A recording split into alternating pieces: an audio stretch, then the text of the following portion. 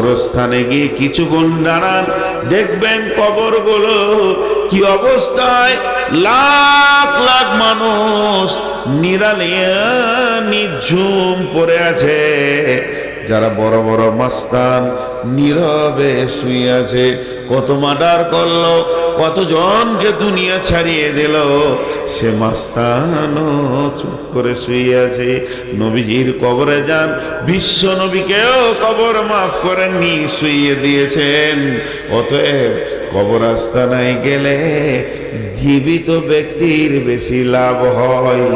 একটা জায়গায় লেখা আছে গোরস্থানে, হে জীবিত ব্যক্তি, মানে হাই রোডের পাশে বিরাট বড় গোরস্থান।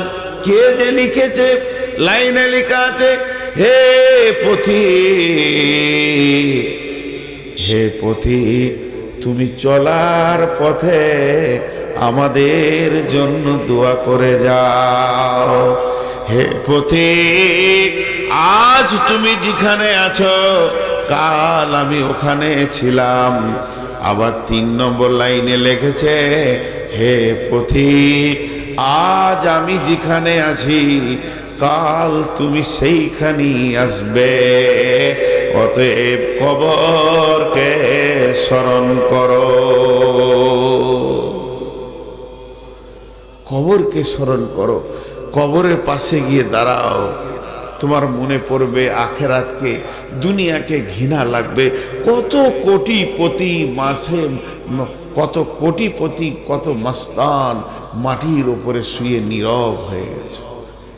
জি, আজকে আল্লাহ রসুল বলছেন একটা জানাজা পড়ো, 1 কিরাত নেকি পাবে। কিরাত কি? 1 উহুদ পাহাড়। জানাজা এটা পড়ে তুমি যদি পালিয়ে যাও তা 1 উহুদ পাহাড় নেকি পাবে। আর জানাজাটা পড়ার পর দাফনের কাজ চলছে, ওখানে লোকটাকে গোরস্থানে ভরা হচ্ছে, আর আপনি চুপ করে দাঁড়িয়ে দাঁড়িয়ে শেষ পর্যন্ত কাজটা কমপ্লিট করে গেলে 2 উহুদ পাহাড় নেকি পাবেন। আমার একটা জিনিস এখানে প্রশ্ন হচ্ছে, আপনাদের মনে হচ্ছে কিনা, এই জানকীনগরের একজন মারা গেছেন হাজী সাহেব, তার জানাজায় লোক হয়েছে 2000।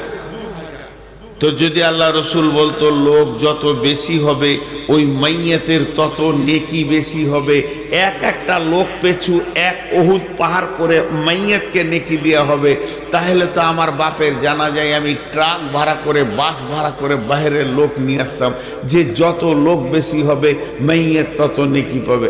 না, যে আসবে,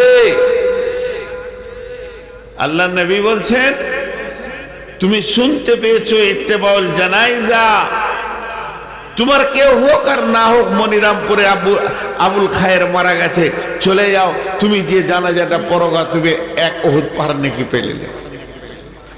জীবিতকে লোভ দিছে কেন গো? জীবিতকে লোভ দিছে কেন? আপনাদের ঝাড়খণ্ডে কি আছে জানি না, আমাদের পশ্চিমবঙ্গে আছে, যারা স্কুলে পড়ে বাচ্চাদেরকে দুপুরে মিল খাওয়াচ্ছে, মিড ডে মিল খা। কেন সরকার খাওয়াচ্ছে? এই জন্যে যে ছেলেগুলো আসবে খাওয়ারের লোভে আর হয়ে যাবে শিক্ষিত। তা আমি বলতে পারবো ভারতবর্ষ মূর্খ নাই, সবাই নাম সই করতে পারে, মূর্খ ভারতে নাই। শিক্ষিত করার উদ্দেশ্য, আর এর উদ্দেশ্য আমি খেতে যাব। তো এখানে এত লোক দেওয়া হলো কেন? এবার চলেন জানাজার দোয়াটা। আল্লাহুম্মা গফির লিহাইয়িনা ওয়া মাইতিনা ওয়া শাহিদিনা ওয়া গায়বিনা ওয়া সাগীরিনা ওয়া কাবীরিনা ওয়া যাকারিনা ওয়া উনসানা। আল্লাহুম্মা মান হিয়াইতাহু মিন্না ফাহি আলাল ইসলাম ওয়া মান তাওফাইতাহু মিন্না ফাতাওফাহু আলাল ঈমান। আল্লাহুম্মা লা তাহরিমনা আজরাহু ওয়া লা তাফতিননা বাদাহু।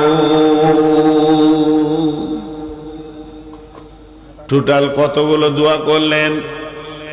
ইমাম সাহেব কটা দোয়া করলেন আপনারা গুনেন।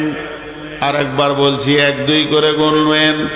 আল্লাহুম্মা গফির লিহাইয়িনা ওয়া মাইতিনা ওয়া শাহিদিনা ওয়া গায়বিনা وصغيرنا وكبيرنا وذكرنا وأنثانا اللهم من أحييته منا فأحيه على الإسلام ومن توفيته منا فتوفه على الإيمان اللهم لا تحرمنا أجره ولا تفتنا بعده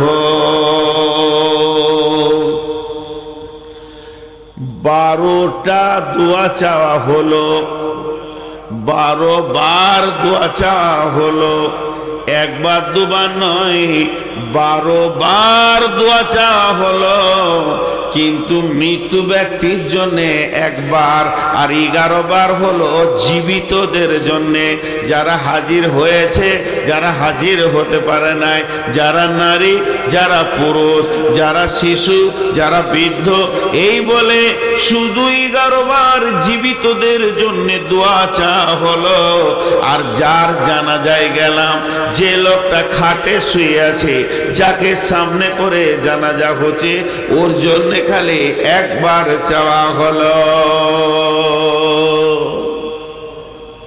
হিসাবটা বুঝেন মাইকে মাইকে এলান করা যাবে কি যাবে না এই নিয়ে ফতোয়া চলছে আমি ফতোয়া দিচ্ছি না গোটা এরিয়াতে মাইকিং হয়ে গেল জানকীনগরে হাজী আবুল কালাম মারা গেছে গোটা এলাকার লোক কেউ বাইক কেউ মোটরসাইকেল কেউ টোটো যে যেমন পারছে এসে হাজির হচ্ছে যার জন্য হাজির হলো ওকে একবার দোয়া দিলে আর যারা হাজির হলো ওরা 11টা দোয়া নিয়ে গেল কেন এত লাভ কেন শুধু দোয়া নিয়ে গেল না 2 উহুদ পাহাড় নিয়ে নেকি নিয়ে গেল এটাও যোগ হলো এত দিলেন কেন দেওয়ার শুধু একটাই কারণ এবার কারণটা বলবো বুঝেলেন কারণটা হচ্ছে হে পৃথিবীর মানুষ তোমরা মৃত ব্যক্তিকে দেখতে যাও হে পৃথিবীর মানুষ তোমরা মৃত ব্যক্তিকে দেখার লেগে ভিড় করো তুমি অন্য কোন আশ্চর্য জিনিস দেখতে গিয়ে যেমন ভিড় করো ওই ভিড়টা মরা ব্যক্তিকে দেখে করতে যাও লাভ কি হবে লাভ কি হবে তোর বিবেকের দরজার হুড়কাটা খুলে যাবে তোর বিবেকের দরজাটা সুন্দর করে খুলে যাবে আখিরাত তুই দেখতে পাবি তার মানে হচ্ছে মৃত ব্যক্তিটা তোকে জ্ঞান দিবে শিক্ষা দেবে মৃত ব্যক্তিকে কথা বলতে পারে নাকি না না না ও কথা বলবে না কিন্তু তোকে জ্ঞান দিয়ে চলে যাবে এবার একজন দার্শনিক বলছেন হে জীবিত ব্যক্তি তুমি মৃতকে দেখে যদি জ্ঞান না পাও হে জীবিত ব্যক্তি তুমি মৃত ব্যক্তিকে দেখে যদি জ্ঞান না পাও হে জীবিত ব্যক্তি তুমি মৃত ব্যক্তিকে দেখে যদি জ্ঞান না পাও তাহলে পৃথিবীতে এমন কোন মাদ্রাসা নেই এমন কোন জামিয়া নেই এমন কোন ভার্সিটি নাই এমন কোন বিশ্ববিদ্যালয় নাই এমন কোন কলেজ নাই তোমার মতো গাধাটাকে মানুষ বানিয়ে দেবে কারণ একটা মৃত্যু ব্যক্তি যখন দুনিয়া থেকে চলে যায় ওকে দেখলি তোমার বিবেকের দরজা খুলবে কি খুলবে এই লোকটা 1 ঘন্টা আগে আত্মীয়কে নিয়ে জড়িয়ে বসেছিল টাকা পয়সা মাল মাল ব্যাংক ব্যালেন্স জমি জায়গা গাড়ি বাড়ি পেট্রোল পাম্প এই নিয়ে চিন্তাই ছিল কি হলো রে বন্ধু আজরাইল এলো সমস্ত মায়াগুলো কেটে গেল কটগুলো কেটে গেল সমস্ত ছেলে পিলে বউ বিটি স্ত্রী সমস্ত মায়াকে কেটে নাতি পোতা যাদের আনন্দে দিনটা কাটাতো তাদের প্রেম কি করে কাটা গেল জমি জায়গা ঘর বাড়ি পুকুর বারাং অট্টালিকা দোকান মাকান সব ছেড়ে দিয়ে খালি হাতে কবরে গেল একটা টাকাও নিয়ে যেতে পারলো না এই ব্যক্তি এই দৃশ্যটা তোমরা দেখতে যাও নবীজি বলছেন যাও যাও যাও ভিড় লাগিয়ে দেখে সোগা ও তো কিছুই নিয়ে যেতে পারেনি এখান থেকে তোমার আখিরাতের জ্ঞান বাড়বে এর জন্য আমি দোয়াটা জীবিতকে বেশি করে দিলাম এর জন্য আমি দোয়াটা জীবিতকে বেশি করে দিলাম আর 2 উহুদ পাহাড় নেকি দিয়ে দিলাম যাতে করে ভিড় লাগাবে আর দেখবে নিজের জ্ঞানের দরজাটা খুলে যাবে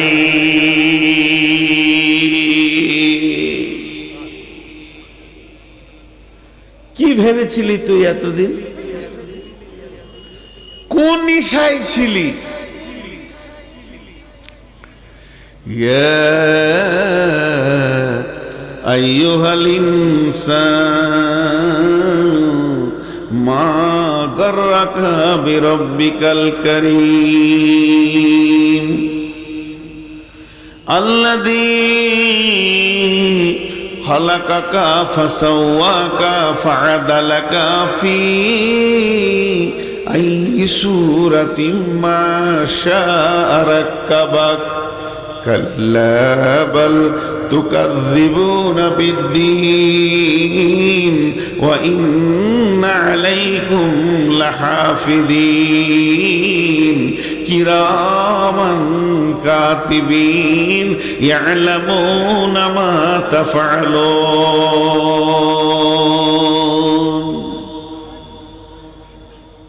ইশারায় বলছি, খুব বিপদে পড়ে গেছিলাম আমি। 22শে মার্চ এখানে জালসা স্টেজে উঠেছি, এসপিএসে নামিয়ে দিল আপনাদের বিহারে পাকর, এখানে গাঁটার নাম ভুলে গেল, বিক্রমপুর। এই বিক্রমপুরে পাকুর পার হয়ে 22শে মার্চ আমার মনে আছে, ওরা তাড়াহুড়ো করে আমাকে এশার আজানের পরে পরেই দিয়ে দিল নামাজ পড়ে, যে খানিকটা তো শুনি। পুলিশ চলে এলো পাকুর থেকে।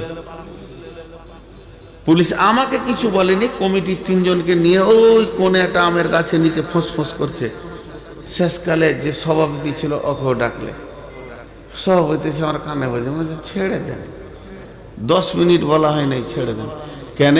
সেই দিন লকডাউন ঘোষণা হলো। আমি গাড়ি ছেড়ে বেরিয়ে গেলাম যে কাল থেকে আর গাড়ি চালাতে দেবেন নাকি ঠিক নেই। সেই যে লকডাউন শুরু হলো, বিরাট চাপে পড়ে গেলাম। 2খানা মসজিদের কাজ চলছে, 34 লক্ষ টাকা ঋণ। শুনবেন, এটা আমি উদাহরণ দিচ্ছি, উদাহরণ, এটা মিসাল দিচ্ছি। আমার দিন রাত সমান হয়ে গেল। হার্ডওয়ার্সের দোকানে রডে সিমেন্টে চারিদিকে ঋণ, আমার ঋণ লয়, মসজিদের ঋণ। তো দোকানদারদের আল্লাহ ভালো করুক, ওরাও বুঝে নিয়েছে যে লকডাউন চলছে, একদিকে তো কিছুই হচ্ছে না, আমার নিজের ইনকামের লাইনটাও বন্ধ। আমারটা চললে আমার দিয়ে চালিয়ে নিতাম, পরে ব্যবস্থা করতাম। তখন গোপনে গোপনে কিছু গ্রামে কালেকশন করতে করতে 6 লাখ টাকা কালেকশন করেছি। রাতে যেতাম গাড়িলে, দিনে গোপনে গোপনে কালেকশন করতাম। তার মধ্যে জান কিনে করে এসেছিলাম 6 লাখ 6.5 লাখ কালেকশন করে। আর আমার দম আগাচ্ছে না, আর পারছি না, ভয়ও লাগছে, বেরোতে পারছি না। বহুত দূর একটা গ্রাম গেলাম, নাম বলবো না। এক মহিলা, মেয়ে মানুষ, বয়স অনেক বেশি, 65-67 বয়স। আমাকে বলছে, বাবা তোমার চেহারা কেমন লাগছে গো? বললাম, কি আর বলবো মামি, মামি বলি ওকে। আমার ডায়াবেটিস, সুগার বেড়ে গেছে। কি হলো? এরকম আমার ঋণ। আল্লাহ ভালো করুক, ওর জন্য আমি রাতেও দোয়া করি। 30 লক্ষ টাকা আমাকে দিল, একদম ক্যাশ, ব্যাংকে লয়, পাঠিয়ে দেবো লয়, এরকম এনে সামনে ঢেড়ি লাগিয়ে দিলে 30 লক্ষ। আমার রোগ ভালো হয়ে গেল। একটুকু উপকার, সামান্য উপকার পেয়েছি, আজও তাদেরকে আমি ভুলতে পারি না। ওই কঠিন দিনে যারা আমাকে 10 টাকা 1 টাকা দিয়েছে, তাদেরকে ভুলতে পারি না। তা আল্লাহ বলছে, শুনেলে পৃথিবীতে তোর যে উপকার করে তুকু ভুলতে পারিস না। ইয়া আইয়ুহাল ইনসানু মা গাররাকা বিরাব্বিকাল কারীম। তাহলে আমার উপকারটা একবার তুই ভাব। তোর মাথার মগজ থেকে পা পর্যন্ত আমি কয়েক কোটি টাকার মাল দিয়ে রেখেছি, তাহলে কি আমি আল্লাহ তোর উপকার করিনি? এ মুসলমান, ও মানুষ, তোমাদের কি হয়েছে? তুমি সবাইকে মনে রেখেছো যে এই উপকার করেছে তাকে তুমি দেখা করো, রাস্তা দিয়ে দেখা না করে তুমি যেতে পারো না। হে মানুষ, তুমি যে উপকার করেছো তার বাড়ি তুমি যাও, তাকে তোমার বাড়ি নিয়ে এসো। তার সঙ্গে কেমন সম্পর্ক রেখেছো, তাহলে আমি আল্লাহ কি কিছু করিনি? আমার ঘরটা কেন তুমি ছেড়ে দিয়েছো বলো? মা গাররাকা বিরব্বিকাল কারীম, রব্বিকাল কারীম মেহেরবান আল্লাহ এত কিছু করলো, সেই মেহেরবান আল্লাহকে কেমন করে তুমি ভুলে আছো বলো? আল্লাযী খালাকাকা ফাসাওয়াকা ফাআদালাক ফি আই সূরাতিন মা শাআ রাক্কাবাক, যে আল্লাহ তোমাকে বানালো, সুন্দর করে বানালো, যেখানে যেটা প্রয়োজন সেটা দিল, বাহ্যিক চেহারাটাকেও সুন্দর তিনি করলেন। ফাআদালাক ফি আই সূরাতিন মা শাআ রাক্কাবাক কাল্লা বাল তুকাযযিবুনা বিদ্দীন, তোর জবানে এত ক্ষমতা কি করে হলো তুই কিয়ামতের দিনকে মিথ্যা বলিস?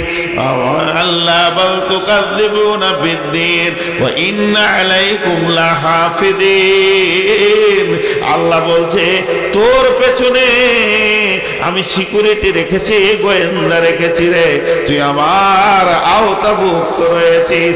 কিরামান কাতিবিন, সম্মানী লিখককে রেখে দিয়েছে, তুই আমার সঙ্গে যত বদমাশি করছিস সমস্ত গুলো লেখা যাচ্ছে। ইয়ালামুনা মা তাফআলুন ইন্নাল আবরারা লাফি নাঈম, ভালো কাজ করবি তো জান্নাতে যাবি, ওয়া ইন্নাল ফুজ্জারা লাফি জাহিম, বেঈমানি করবি তো জাহান্নামে যাবি। আমি আল্লাহ কোন নই? আমি আল্লাহ তোর পেছনে গোয়েন্দা রেখে দিয়েছি। তোকে কি একটু ভয় হয় না আমার ব্যাপারে? এত উদাস উদাস, এত উদাস হলি কি করে ভাইরা আমার? তাই আল্লাহ বলছেন আলহাকুমুত তাকাসুর হাত্তা যুরতুমুল মাকাবির, দুনিয়ার প্রাচুর্য, দুনিয়ার মাল, দুনিয়ার গাড়ি বাড়ি জমি জায়গা তোকে আখিরাতকে অন্ধ বানিয়ে দিয়েছে। তুই দুনিয়ার প্রেমে এত পড়ে গেছিস, দুনিয়ার প্রেমে এত পাগল হয়েছিস। গামে দুনিয়া মা করকে গম গামে আস, হামা গম হা ফরুতন আজিয়াস, গামে দুনিয়া মা করকে বেহুদাস, হিচকা সে দর দুনিয়া নয়া সুদাস। ইয়া ইলাহি বদে তু তৌফিকম, रहबनुमा जुजबे जिया तहकीकम, जहाँ आए बिरादर नुमानत बकर, दिलंदर जहाँ फरे बंदोबस्त, मकुंता के एबर उम्र के दुनिया पूस के बेसियर कसे चेतु परवर दकुस, चुहंग रफ्तान कुना जाने पाक, चबर तख्ते मुर्दाने चबर ये खा। শেখ সাদিক কবিতা দেখেন, শেখ সাদির কবিতা।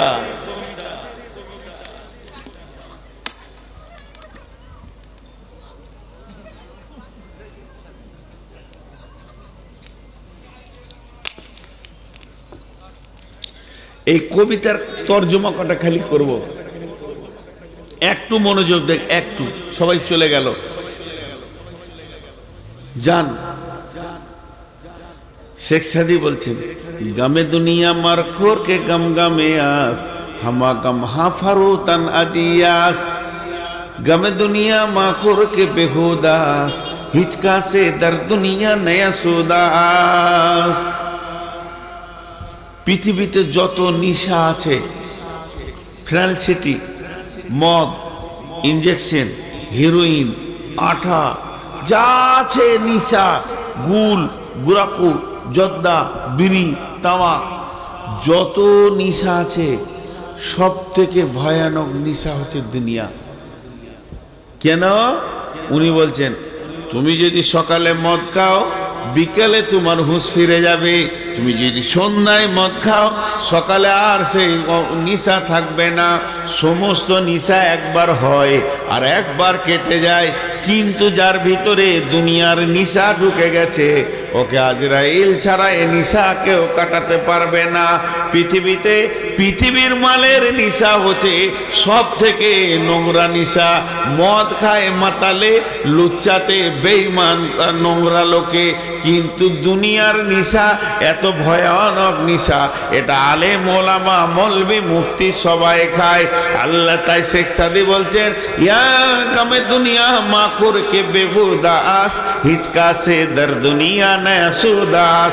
অথচ আল্লাহ বলছেন বারবার, নাহনু নারযুকুকুম ওয়া ইয়াহুম, পৃথিবী নিয়ে চিন্তা করিস না রে, তোর পৃথিবীটা কি করে চলবে আমি আল্লাহ দায়িত্ব নিয়ে নিয়েছি। কিন্তু আমরা উপরি মাথায় চাপিয়ে নিয়ে না চিন্তা করব, এক্সট্রার চিন্তা করব। তাই বলছে দুনিয়ার চিন্তা করো না, এটা বেহুদাগিরি হবে, এটা বেতাকাল্লুফি হবে, আল্লাহর সঙ্গে গোস্তাকি হয়ে যাবে। আর এই পৃথিবীর মাটিতে একটা লোক দেখাতে পারবে না যে মরার আগে বলেছে আলহামদুলিল্লাহ আমার যথেষ্ট হয়েছে, আরো কি করে কবে, আরো কি করে হবে। আল্লাহ তো তাই শেখ সাদি দোয়া চাইছে, ইলাহি বাদে তো তৌফিকাম, হে আল্লাহ তুমি আমাকে তৌফিক দাও, রাহবেনুমা জুজবে জিয়া তাহকিকাম, আমি যেন ভালো রাস্তায় তাহকিক করে চলতে পারি। এরপরে শেখ সাদি বলছেন, যাহাই বিরাদার নুমানাত বাকার, দিলান্দার যাহা পারি বান্দবাস, মাকুন তাকে এবার উম্র কে দুনিয়া পোষ, কে বেশিয়ার কাছে চেতু পারওয়ারদা কোষ, চুহাঙ্গের আফতান কোনাত জানে পাক, চেবার তাকতে মুরদানে চেবার রুয়ে খা।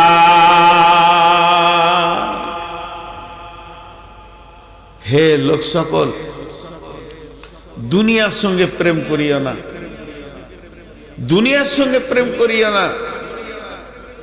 দুনিয়া খুব বাজে জায়গা। প্রেম কার সঙ্গে করবে? দুনিয়ার মালিকের সাথে করো।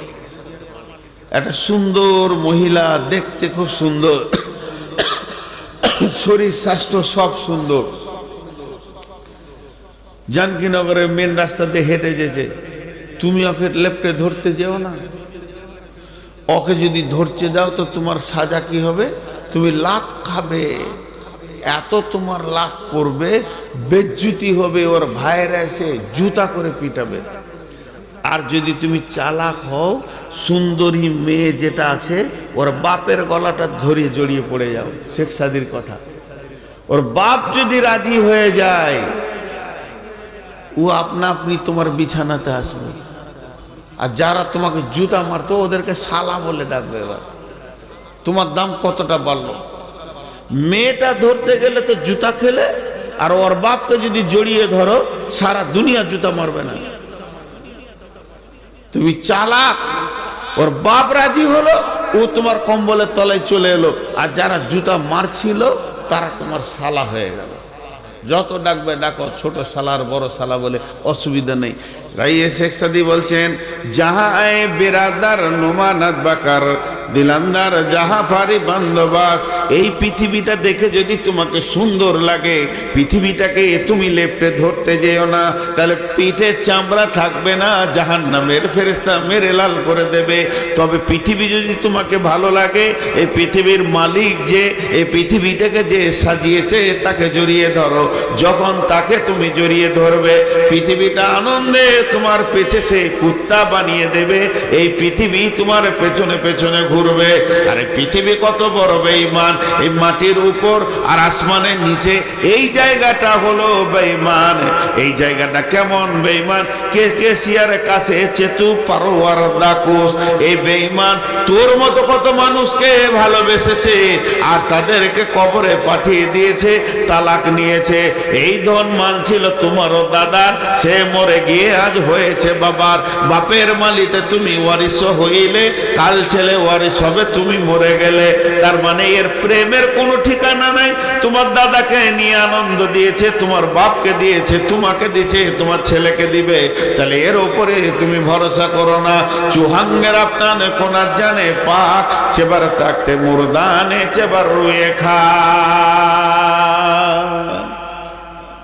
সকালবেলায় উঠেছো, কিয়া সাবান দিয়ে গোসল করেছো, তারা কিরকার্পিন তেল মেখেছো, তার তেল মাখার পরার পর আয়রন করা জামা পরেছো, আর জামা পরার পর বডি স্প্রে লাগিয়েছো, গোটা বডিতে তুমি আতর লাগিয়ে রাস্তায় হাঁটছো, দেখতে ভালো লাগবে, সেন্টও ভালো লাগবে, কিন্তু মধ্যখান থেকে আল্লাহ যদি জানটাকে টেনে বের করে নেয়, তোমার এই আতরগুলো গন্ধে শেষ হয়ে যাবে।